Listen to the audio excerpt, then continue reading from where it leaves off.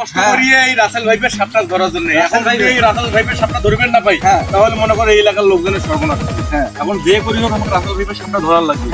এখন তুই জিনিসপাতি আনছিস? জিনিসপাতি দেবো আমার সাথে। ওই যে ওই সাপট ধরে আছে ওই জন্য।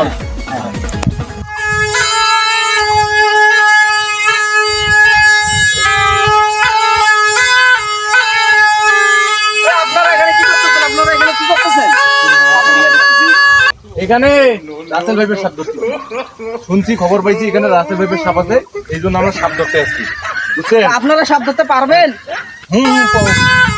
पीछे देखो पीछे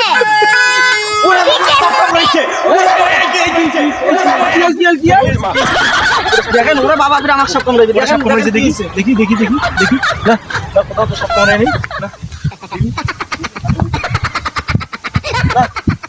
সাপের আসন দেখেন, দেখেন এখানে কোনো সাপের আসন নাই। দেখেন ও ওই যে ওই মনে হয় ফিটাইছে। ও এই কিসের তো সাপটা পাইছে রে?